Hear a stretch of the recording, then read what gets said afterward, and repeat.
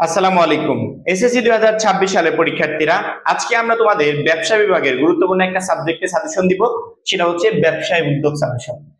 ইনশাআল্লাহ চেষ্টা করব আমাদের এই সাজেশনটা কমপ্লিট করার পর, আমাদের গাইডলাইন অনুযায়ী পড়ার পর যাতে তুমি পরীক্ষায় 100% কমন পেতে পারো।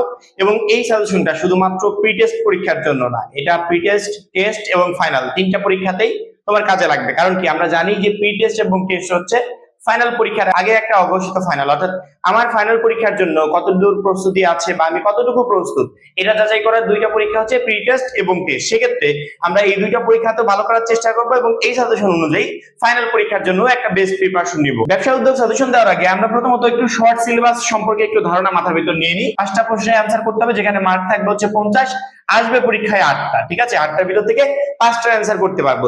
সেক্ষেত্রে টোটাল চ্যাপ্টার গুলো পড়ার কোনো প্রয়োজন নাই। আমি বেশি বুঝে যদি মিনিমাম 5টা চ্যাপ্টারও পড়ে যেতে পারি, তারপরে কিন্তু 5 সেট প্রশ্ন ইজিলি কমন থাকবে। অর্থাৎ এমন 5টা চ্যাপ্টার তোমাদেরকে দিব যেখান থেকে মিনিমাম তুমি 6টা প্রশ্ন কমন পাবে এবং ওর ভিতর থেকে যেই 5টা সব থেকে সহজ মনে হয় সেই 5টার অ্যান্সার তুমি করতে পারবে। পরবর্তীতে সংক্ষিপ্ত প্রশ্ন থাকবে হচ্ছে 15টা, লিখতে হবে 10টা প্রশ্নের অ্যান্সার, একটাতে 2 মার্ক করে, তাহলে 10টাতে 20 মার্ক। বহু নির্বাচনে 30টা থাকবে, 30টারই অ্যান্সার করতে হবে। প্রথমত আমরা এই 50 মার্কের সাজেশনটা দেখে নিব। 1 নাম্বার চ্যাপ্টার ব্যবসায় পরিচিতি। ব্যবসায় পরিচিতি চ্যাপ্টারে আমরা দেখতে পাচ্ছি এখানে ব্যবসা ধারণা, ব্যবসার উৎপত্তি ও ক্রমবিকাশ, ব্যবসার আওতা, ব্যবসার প্রকারভেদ, ব্যবসার গুরুত্ব, শিল্প বাণিজ্য, প্রত্যক্ষ সেবা, ব্যবসার পরিবেশ, বাংলাদেশের ব্যবসায়িক পরিবেশ, এই টোটাল বিষয়গুলো নিয়ে আলোচনা করা হয়েছে। এবং এখানে যে অংশগুলো আমাদেরকে শর্ট সিলেবাস অনুযায়ী পড়তে বলা হয়েছে, এই অংশগুলো থেকে আমরা একটু চ্যাপ্টার গুলো হিসাব করি, তাহলে পুরো বিষয়টা আমার কাছে ক্লিয়ার হয়ে যাবে। 1টা 2টা 3টা 4টা 5টা 6টা 7টা, 7টা চ্যাপ্টার থেকে প্রশ্ন আসবে 8টা। তার মানে সবগুলো চ্যাপ্টার থেকে একটা একটা করে মিনিমাম তুমি প্রশ্ন পাবে এবং কোনো না কোনো একটা চ্যাপ্টার থেকে 2 সেট প্রশ্ন পাবে। আমরা যখনই আমাদের সাজেশনের চ্যাপ্টার গুলো সাজাবো, যে 5টা অধ্যায় পড়ে যাবো যেখান থেকে 6টা প্রশ্ন কমন পাবো, আমাদের এখানে একটা একটা চ্যাপ্টার করে প্রশ্ন আসবে, সেগুলো ইনক্লুড থাকবে, সেই সাথে 2 সেট প্রশ্ন আসবে, সেই চ্যাপ্টারটাও ইনক্লুড থাকবে। ব্যবসার পরিচিতি, এই অধ্যায় থেকে একটা প্রশ্ন তোমরা কনফার্ম পাচ্ছ। 2 নাম্বার অধ্যায় ব্যবসার উদ্যোগ ও উদ্যোক্তা।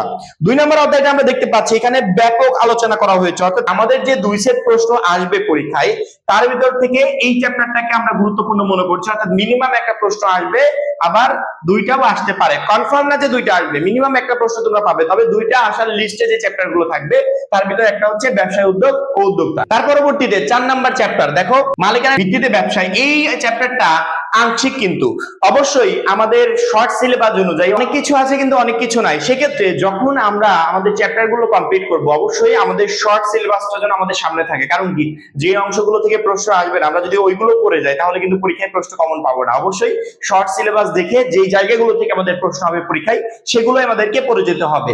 যতই 4 নাম্বার চ্যাপ্টারটা আংশিক হোক, তারপরও 2 নাম্বার চ্যাপ্টার মতো গুরুত্বপূর্ণ, অর্থাৎ এখান থেকে 2 সেট প্রশ্ন আসার সম্ভাবনাও আছে। অর্থাৎ মিনিমাম তুমি একটা প্রশ্ন তো পাবেই কনফার্ম, পরবর্তীতে 2টা আসার সম্ভাবনাও আছে। অর্থাৎ যে কোনো একটা চ্যাপ্টার থেকে তো 2 সেট প্রশ্ন হবে।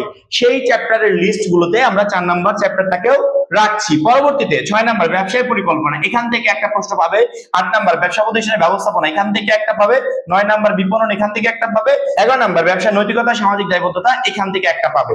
অর্থাৎ আমাদের 2টা করে প্রশ্ন আসতে পারে এমন চ্যাপ্টারের লিস্টে 2 নাম্বার এবং 4 নাম্বার চ্যাপ্টারটা আছে। আমরা 4 নাম্বার এবং 2 নাম্বার চ্যাপ্টারটাকে রাখছি। সেক্ষেত্রে যখনই আমরা 5টা অধ্যায়ের সাজেশন রেডি করব, তখন 2 নাম্বার এবং 4 নাম্বার চ্যাপ্টারকে ইনক্লুড রাখবো। অর্থাৎ তুমি তোমার লিস্টটা এইভাবে সাজাতে পারো, 1 2 4 6 দিতে পারো, এখান থেকে 8 দিতে পারো, অর্থাৎ 5টা চ্যাপ্টার। এই 5টা চ্যাপ্টার পড়লে মিনিমাম 5টা তো কমন পাবে, ভাগ্যবেলা থাকলে 6টা প্রশ্ন তুমি কমন পেতে পারো। অর্থাৎ 6টা কমন পাওয়ার সম্ভাবনা প্রায় 99%। এখন তুমি যদি মনে করো ভাই আমি 1 নাম্বার চ্যাপ্টারটা ইনক্লুড করতে চাচ্ছি না, কোনো প্রবলেম নাই, তুমি পড়ে যাও 2 4 6 8, তার পরবর্তীতে একটা চ্যাপ্টার এখান থেকে 9 বা 11 ইনক্লুড করো। আমি বলবো 9টা ইনক্লুড করো, এই 5টা চ্যাপ্টার পড়ে যাও, এটা তো প্রবলেম। আচ্ছা তুমি এরকম পারো 2 4 8 9, পরবর্তীতে 11 নাম্বারটাকে ইনক্লুড করো। অর্থাৎ আমি তোমাদেরকে এতটুকু বোঝাতে চাচ্ছি যে আমাদের 2টা করে প্রশ্ন আসার সম্ভাবনা আছে 2 বা 4 অধ্যায় থেকে। সেক্ষেত্রে 2 অধ্যায় এবং 4 অধ্যায়কে সাথে নিয়ে বাদ বাকি যে কোনো 3টা অধ্যায়, যেই 3টা অধ্যায় তোমার কাছে সব থেকে সহজ লাগে, সেই 3টা অধ্যায় তুমি পড়ে যাও, তাহলে ইজিলি তুমি 6 সেট প্রশ্ন এখান থেকে কমন পেয়ে যাবে। এই 6 সেট থেকে যে কোনো 5টার অ্যান্সার করতে পারবে।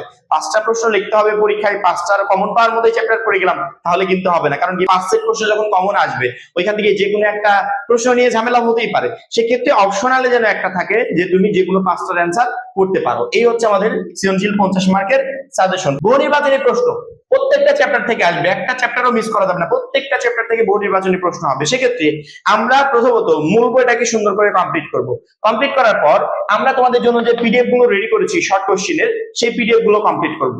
কমপ্লিট করে তার পরবর্তীতে বহু নির্বাচনী প্রশ্নের জন্য বিগত 5 বছরে ব্যবসায় উদ্যোগে যে সমস্ত প্রশ্ন হয়েছে সেগুলোকে সলভ করার চেষ্টা করব। মূল বই, আমাদের পিডিএফ প্লাস বিগত 5 বছরের এমসিকিউ, এই তিনটা জিনিস যদি কেউ পরীক্ষার আগে কমপ্লিট করে যেতে পারে তার টোটালি এমসিকিউ কমন থাকবে, একটাও মিস হবে না। অর্থাৎ প্রিপারেশনই একটাই, তুমি প্রি টেস্টের আগে প্রিপারেশন নিবে, টেস্টের আগেও এমন ভাবে নিবে, ফাইনালের আগেও এমন ভাবে নিবে। এই প্রিপারেশন নিয়ে পরীক্ষার হলে গেলে টোটাল প্রশ্নগুলো তোমার কমন থাকবে, অর্থাৎ এমসিকিউ একটাও মিস হবে না।